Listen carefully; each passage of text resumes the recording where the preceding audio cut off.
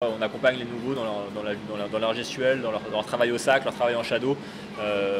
Et puis évidemment après l'idée c'est de décliner en sparring tout de suite derrière pour qu'ils puissent monter. Ce qui me saoulait au début, pour être très franc, c'est les premiers jours, c'est que je me faisais goumer par des mecs qui étaient vraiment beaucoup moins forts que moi, tu vois. Et en fait j'étais tellement épuisé physiquement et j'avais chaud et j'arrivais pas à manger parce que j'avais trop bu, parce que j'avais pas faim, parce que j'étais trop fatigué. Enfin... Yo les gars, c'est les sages de la salle. Aujourd'hui je suis avec Antoine de la chaîne du Muay. Salut à tous. Et on va parler donc de Muay Thai évidemment. Et du futur du Muay Thai, du futur de Muay Thai. Donc Antoine, salut. Salut. Ça va? Ça va très bien et toi? Bien réveillé? C'est un peu dur là, il est un peu tôt. Ah ouais? Quoi, il est 4h du matin. Non, c'est un matin, c'est pas vrai. Il est 9h du matin. Moi ce que je veux savoir déjà c'est quel est ton parcours dans le Muay Thai, comment tu as commencé? Comment j'ai commencé? J'ai commencé en 2001. Je cherchais en fait à faire le sport le plus complet que je pouvais trouver. À l'époque, le MMA était pas très connu. On va dire qu'il n'y avait pas un club de MMA au coin de ta rue comme il y a maintenant, et heureusement d'ailleurs. Donc le Muay Thai ça m'a plu parce que voilà, c'était pour moi assez complet. Et donc j'ai poussé en fait près de chez moi la porte d'un club et je suis jamais reparti. C'était il y a presque 20 ans maintenant quoi. Quel club? Ça s'appelle le Sam Palang dans le 9e, Paris 9e. Et donc c'est vrai que ça m'a tout de suite beaucoup plu. Et donc j'ai découvert, je pense comme tout le monde, tu vois, en m'y mettant. Puis après, j'ai compris un peu la culture qu'il y avait autour, tout l'univers qu'il y a en Thaïlande. Ça m'a vachement intéressé.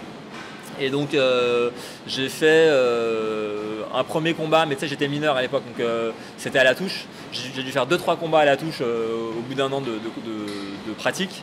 Après j'ai arrêté les combats pendant très longtemps. Et en 2008 ou 2009, donc pas mal de temps plus tard, je me suis chauffé, j'ai refait deux saisons où j'ai boxé là pour le coup au KO du coup. Et donc voilà, ça m'a donné... Moi je voulais faire un combat sans protection. C'est en classe quoi là? C'était en fait... J'ai pas commencé en classe D direct parce que t'as vu, quand j'ai boxé j'avais déjà quasiment 10 ans de boxe derrière moi, donc arriver en classe D c'était pas bon plan parce que j'allais tomber sur des mecs qui étaient forcément moins expérimentés. Donc je suis parti direct en classe C. Ouais. J'ai fait champion de France classe C à la FMDA à l'époque et du coup j'ai fait classe B l'année d'après. Et du coup ouais, comme je te disais, moi je voulais faire au moins un combat sans protection. Évidemment il y a les coudières toujours, mais sans protège tibia etc. Pour vraiment me rendre compte de ce que c'était. Donc j'en ai fait 2, c'était très bien. Et après en fait si tu veux, il y a un moment où le boxeur c'est évidemment très dur. Et en fait moi j'étais pas prêt en termes d'investissement, de sacrifice que ça représentait de continuer à boxer en classe B, essayer de passer classe A par rapport à ma vie professionnelle et ma vie de famille. C'est aussi pour ça que j'ai énormément de respect vis-à-vis des pros, tu vois, parce que c'est un investissement qui est monstrueux. Moi clairement j'étais pas prêt à faire ça. Après en plus je trouve techniquement j'aurais pas eu le niveau pour aller aussi loin, tu vois, donc en plus il y a quand même pas mal d'inconnus. Donc je me suis arrêté là et je me suis plutôt tourné vers l'enseignement. Du coup à ce moment-là je commençais à m'occuper un peu plus des gens à la salle, je passais mon diplôme d'entraîneur. Et puis du coup il y a 4-5 ans j'ai ouvert déjà à mon club, j'aidais mon coach, je filais un coup de main, je m'occupais des nouveaux, des compétiteurs pour les préparer, etc. Et il y a 5 ans maintenant ou 4 ans, j'ai ouvert une association sportive dans mon entreprise. C'est une grosse entreprise, donc il y a pas mal de monde. Et il y a plein de sports, il n'y avait pas de Muay Thai. J'ai ouvert une section Muay Thai. Du coup, maintenant le midi, il y a des cours 3 fois par semaine. Je donne des cours à mon boulot en fait. Et donc ça permet de garder un bon rythme et tout, c'est assez agréable. Donc voilà, et puis la chaîne du Muay, pour te dire, il y a 2 ans et demi, c'était en février 2018 je crois. En fait je faisais mes cours tellement régulièrement, j'avais répété tout le temps tellement la même chose que je me suis dit ouais, mes premiers cours, mes cours vraiment pour les débutants, je vais les enregistrer, comme ça je les aurai, je pourrais les diffuser et puis peut-être que ça intéressera des gens, etc. Donc ça m'a motivé à démarrer. Donc j'ai pris une après-midi et j'ai tout fait en une après-midi. J'ai tourné 6 vidéos, ce qui a donné 6 vidéos où vraiment c'est les bases que j'apprends au nouveau. Et puis ça m'a vachement amusé, en fait je me suis un peu pris au truc et du coup la semaine d'après j'en ai ressorti une. La semaine d'après encore une, et en fait depuis j'ai quasiment sorti une vidéo par semaine depuis presque 2 ans et demi. Donc t'as mis le doigt dedans et... Ouais carrément, ouais, je me suis un peu fait prendre au truc. Puis les retours étaient plutôt bons, et puis ça me plaisait d'échanger, tu vois. Il y en a ils sont contents, il y en a ils sont pas contents. Tant que la critique elle est constructive, c'est super. Alors, je vais revenir un petit peu en arrière, moi je veux savoir, au niveau de tes entraînements quand tu as commencé en 2001, donc tu devais être tout jeune quand même, ouais. C'était combien de fois par semaine? 3 fois par semaine. Et est-ce que tu trouves que le niveau à ton club à l'époque, est-ce qu'il était bon? On est un club loisir, donc on n'est pas un club spécialement axé compétition, mais quand on en envoie en compète, en règle générale c'est des boxeurs qui vont bien performer et bien se comporter, quoi. Vous vous entraînez à la taille ou c'est vraiment à la française? C'est un petit peu un mix des deux, c'est plutôt à la taille. Mon entraîneur il est vraiment dans la lignée de l'âge d'or thaï, tu vois. Lui il a appris le Muay Thai en Thaïlande dans les années 80-90 Donc les entraînements c'est plutôt shadow, tu vois, technique au début, terminer de bien se chauffer. Après il y en a qui passent au PAO, c'est qui le veulent, et après c'est sparring. C'est pas à la militaire, tu vois, on va pas te gueuler dessus, dire fais 50 pompes. C'est pas du fitness. C'est pas du fitness, non. Mais je dirais que c'est un club où il y a un accent particulier sur la gestuelle et la technique. Donc tu vois, on accompagne les nouveaux dans leur gestuelle, dans leur travail au sac, leur travail en shadow. Et puis évidemment après l'idée c'est de décliner en sparring tout de suite derrière pour qu'ils puissent monter rapidement. J'ai envie de te dire, tu as peut-être eu de la chance de trouver un club comme ça à tes débuts. Ah non mais j'en suis convaincu, j'en suis convaincu, mon entraîneur, tu lis avec ton entraîneur une relation assez particulière, c'est quasiment paternel, tu vois, surtout en 20 ans, tu vois, t'imagines, quand tu arrives, j'avais 15 ans quand je suis arrivé, tu es en train de te construire, quand tu es adolescent, tu vois, j'étais plutôt timide et réservé, ça m'a vraiment fait passer un cap, je pense, dans mon adolescence et dans ma vie de manière générale. Et ensuite, voilà, mon entraîneur, ouais, j'ai eu énormément de chance parce que lui, il est vraiment dans la lignée taille, je le disais, il a commencé à la toute fin des années 70, début des années 80, avec tu vois, ceux qui ont amené un peu le Muay Thai, Roger Bachy, exactement, après MRS, Put Padnoy, qui est arrivé après en France. Et puis lui, il a été beaucoup en Thaïlande s'entraîner au Apalang, tu vois, c'était un grand camp de l'époque. Et il s'est un peu lié d'amitié avec Cham Wapet et Diesel Noy, qui sont des grands noms. Spécialiste, coup de genou. Ouais, Diesel Noy, exactement. Et donc voilà, tu vois, lui, c'est vraiment ça, c'est ces années-là qui l'ont fait vivrer, qu'il a connu en Thaïlande et ça qu'il a ramené en France et que lui transmet, tu vois. Qui devait être une sacrée époque d'ailleurs, on l'a pas connu nous, c'est dommage. Ouais, après, voilà, on parle beaucoup de l'âge d'or du Muay Thai. Je pense que oui, je ne sais pas si c'est parce que les gens ils regardent ça avec de la nostalgie, du coup ils trouvent que c'était l'âge d'or. Non mais forcément quand elle est en Thaïlande dans les années 80, début 80, à une Thaïlande qui était complètement différente de ce qu'on peut avoir aujourd'hui, ça devait être incroyable, c'était un autre monde quoi. Ouais, c'est sûr, mais je pense que c'est aussi il y a un peu un aspect nostalgique. Après je pense qu'il y avait aussi beaucoup de champions et beaucoup de styles différents, plus que maintenant. Et je pense que du coup c'est peut-être aussi pour ça qu'on parle d'âge d'or, c'est qu'il y avait vraiment des techniques très différentes, tu vois, des oppositions entre un peu les régions. On va en revenir après. Moi ce que je voulais te demander, c'est voilà, est-ce que ton style à toi a changé par rapport en 2001 jusqu'à à peu près maintenant? Est-ce que tu as changé ton style? Est-ce que tu es plutôt grand, filiforme? Tu dois être t'es bon clinch ou pas? Je suis pas un expert au clinch, je suis plus au KO moi, tu vois, avec les genoux directs. Après ouais, je pense que mon style a évolué parce que mécaniquement tu continues à progresser. Oui. Paradoxalement, je pense que j'ai beaucoup progressé sur les dernières années où j'ai commencé à enseigner vraiment avec des débutants. Parce qu'en fait, à la salle, tu sais, j'étais adjoint de mon entraîneur, donc je coachais un peu les compétiteurs, je les prenais beaucoup au PAO, les nouveaux pour les montrer des trucs, mais c'est encore autre chose quand tu as tes élèves à toi que tu formes vraiment depuis le début. Parce qu'en fait, en étant rigoureux avec eux, ça m'a vachement forcé à être très rigoureux avec moi-même aussi. Et en fait, je me suis rendu compte que j'ai vachement progressé sur certains aspects. Et avec la chaîne du mois aussi, j'ai aussi continué à progresser parce que forcément, en échangeant avec des gens, en me penchant sur certains sujets. Quels aspects alors, sur quoi tu t'es amélioré? C'est difficile à dire, mais sur des aspects gestuels, tu vois, des aspects techniques, des appuis, faire attention à certains trucs, l'entrée au clinch, tu vois, voir un peu les choses un peu différemment. C'est aussi sortir de sa zone de confort. Peut-être que tu es plus professionnel tout simplement. Parce que moi, les aspects qui sont très importants maintenant de ma vision à moi, c'est l'équilibre. Bien sûr. On va dire la souplesse gestuelle. Ouais.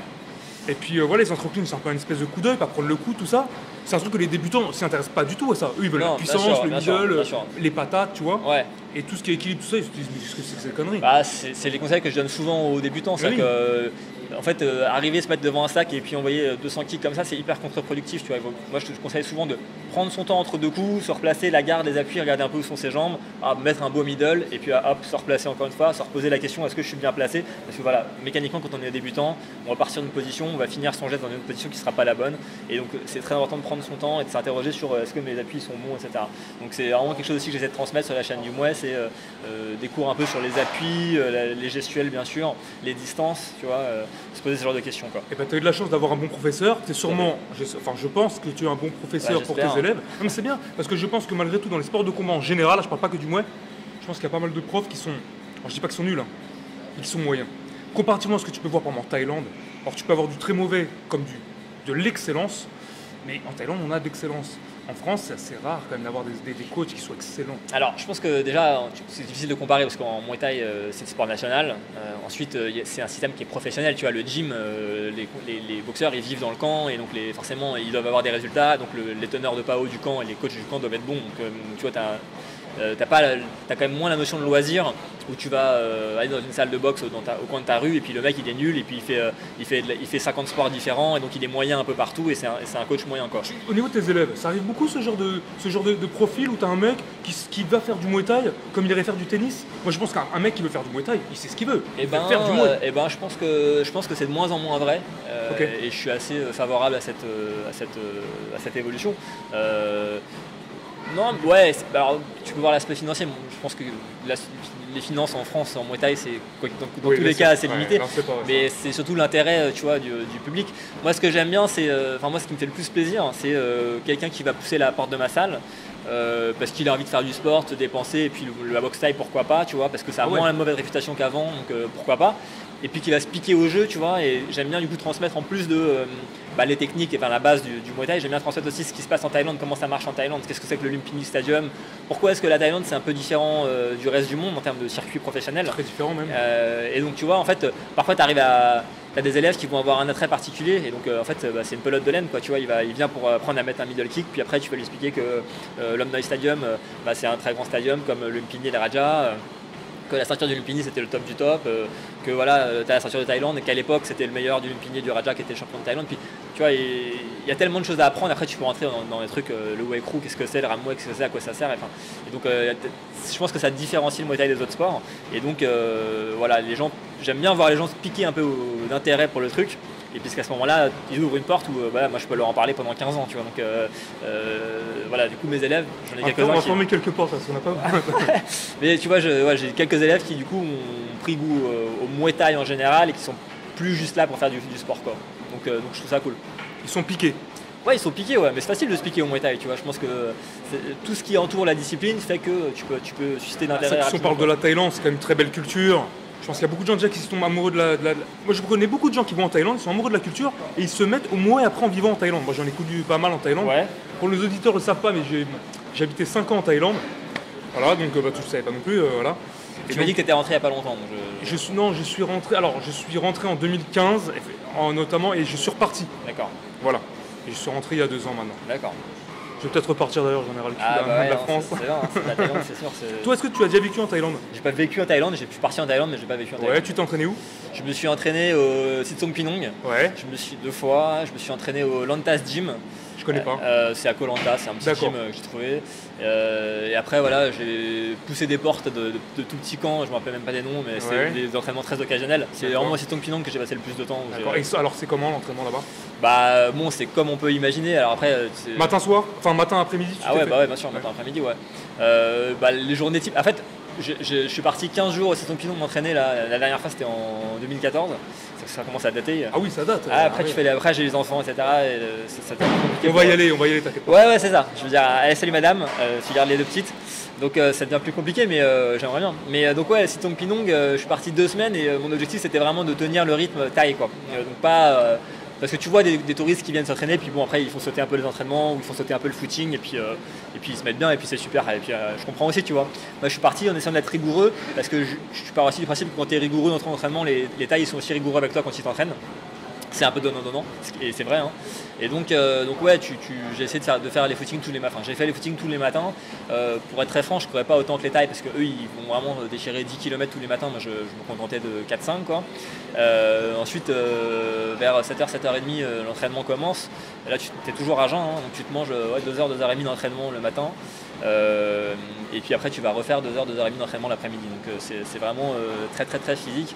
Et quand tu es tout seul là-bas, au bout d'un moment, il y a forcément un moment où tu te poses la question de qu'est-ce que je fous là en fait. Pourquoi je suis pas à Pattaya sur une plage, mais en fait voilà, c'est aussi là où tu switches un peu dans l'état d'esprit, tu te dis vas-y, je suis là pour vraiment entrer dans le dur et faire des progrès, et tu rentres dans une mécanique où faut réussir à se discipliner, se conditionner et te dire je reste dans mon truc, quoi.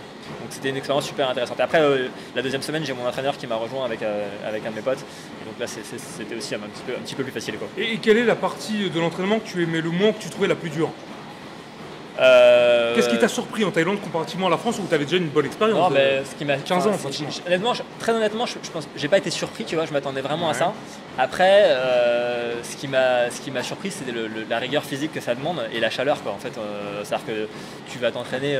Tu fais 10 rondes ici, t'en fais 4 là-bas. Non, mais en fait, voilà. Ce qui me saoulait au début, pour être très franc, c'est les premiers jours, c'est que je me faisais goumer par des mecs qui étaient vraiment beaucoup moins forts que moi, tu vois. Et en fait, j'étais tellement épuisé physiquement et j'avais chaud et j'arrivais pas à manger parce que j'avais trop bu, parce que j'avais pas faim, parce que j'étais trop fatigué. Enfin, il y a 4 jours d'acclimatation.